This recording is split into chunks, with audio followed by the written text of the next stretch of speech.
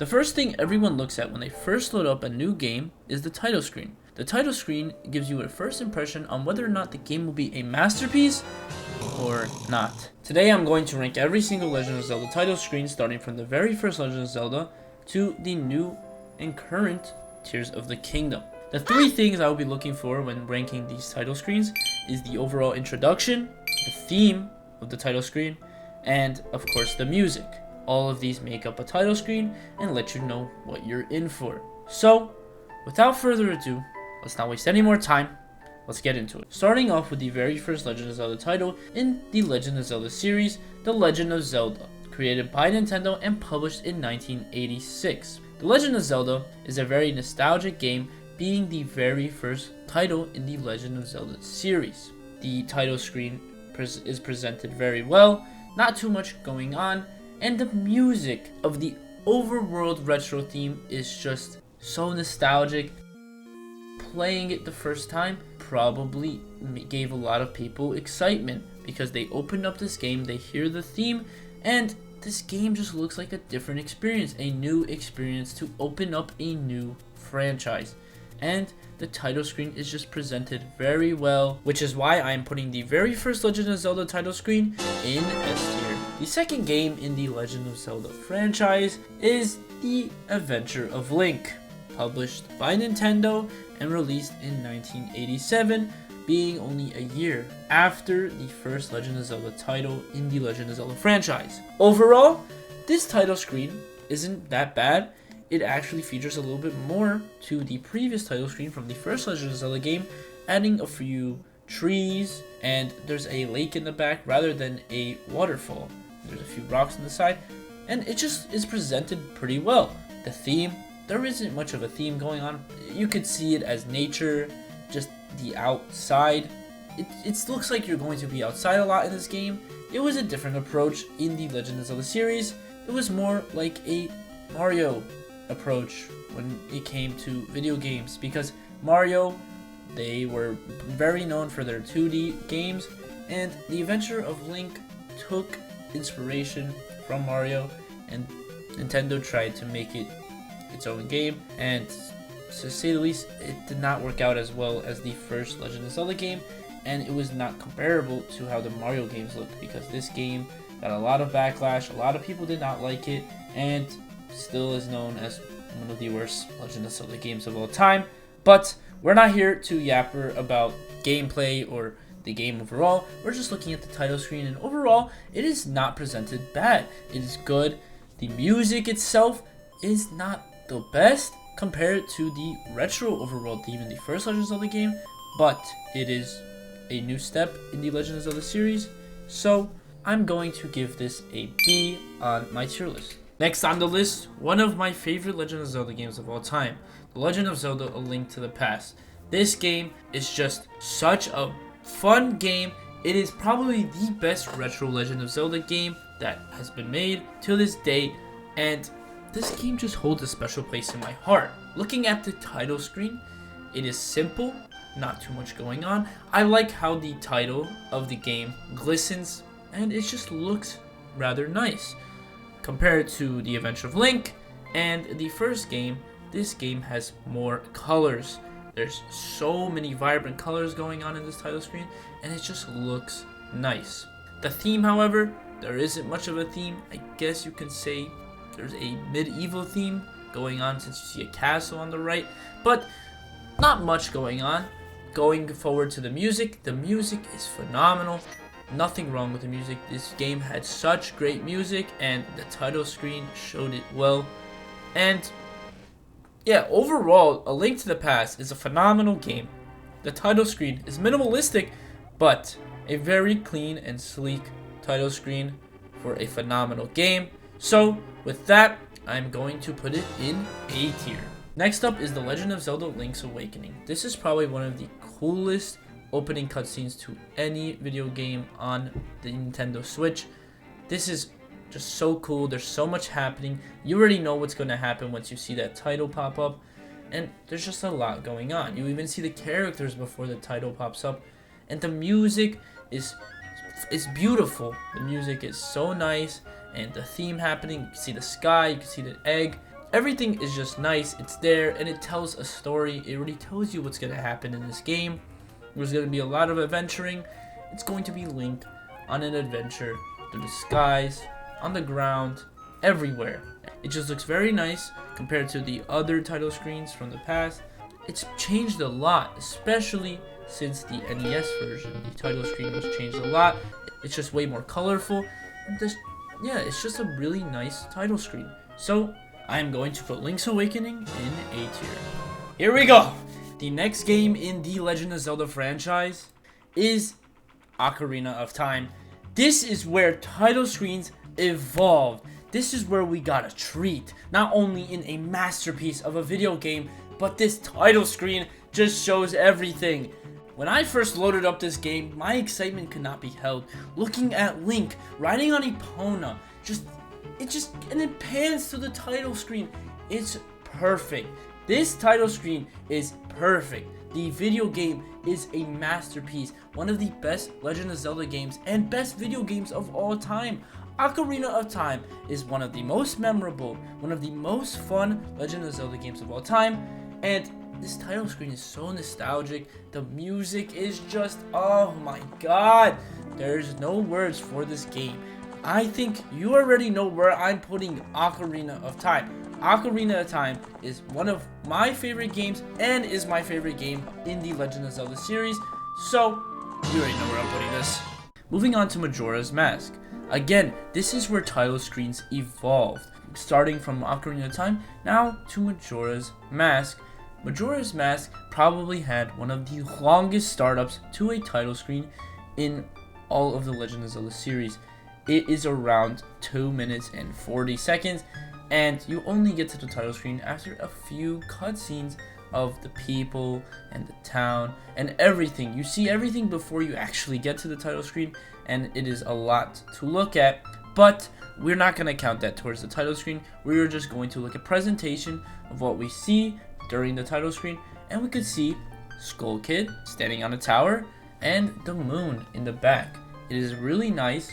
I still don't see it comparable to Ocarina of Time because Ocarina of Time is constantly changing scenery, but this is also a phenomenal title screen, and the music, it's so good, and the theme going on, it's a really dark theme because the game is ominous and eerie. So with that, I'm going to put it in S tier. On to The Legend of Zelda Oracle of Seasons. Not a very impressive title screen. Honestly, a very boring one. The music, however, is phenomenal. Not much of a theme going on. There is an intro to this title, but I do not count that. So, the title itself, I don't really like the title screen. There's not much going on. Yeah, there's not really much I can say about this. This title screen is really not that interesting. It's actually kind of boring. The music, again, gives it a little of a boost, but I'm going to have to put it in C tier. Same goes with Oracle of Ages. Not a big difference.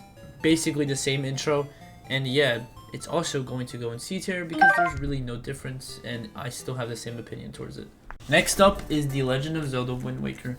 This game has a very special place in my heart. I love this game, one of my favorite Legend of Zelda games of all time, and this title screen is just phenomenal. The music is phenomenal, and everything's just panning towards the islands. You can see the ocean, you can see everything. There's really no words for this, and the theme is obviously ocean, sailing, exploration.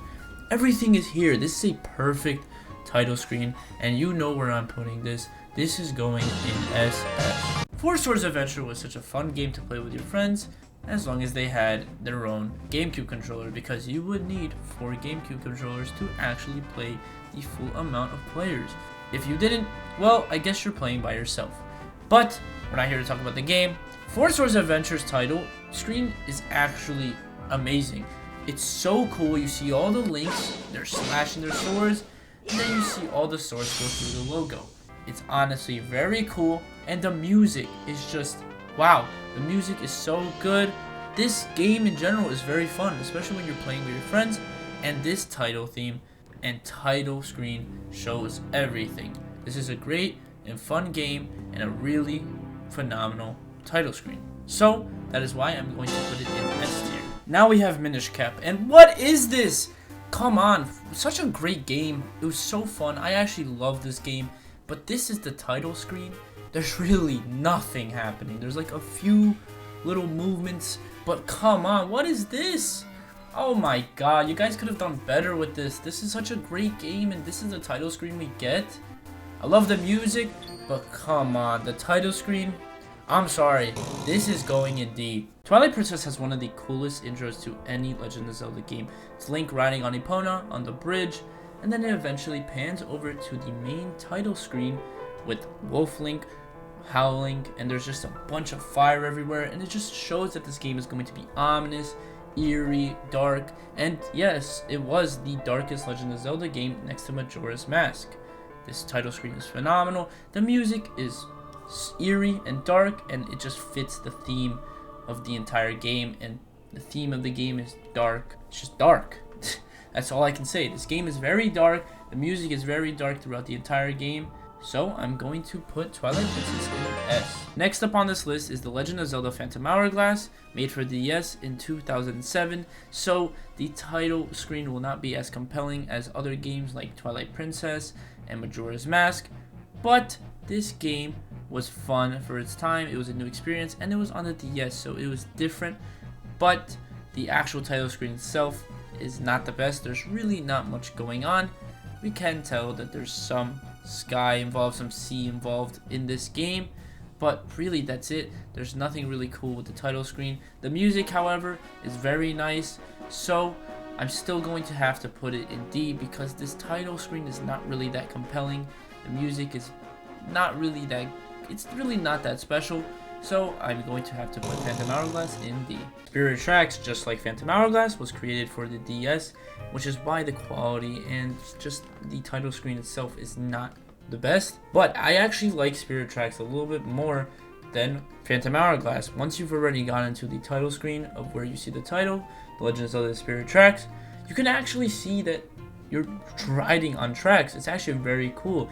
This is 2 years after Phantom Hourglass, so they did a little bit improving because they realized that it's kind of boring to look at the title screen in Phantom Hourglass, and they realized they needed to do a little bit more, and they did.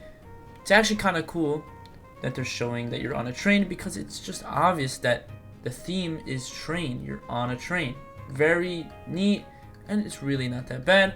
The music itself is actually pretty good, so I'm going to put this entire title screen into the B tier. Next is Skyward Sword, one of my favorite games in the Legend of Zelda series, and the title screen, there's not much going on.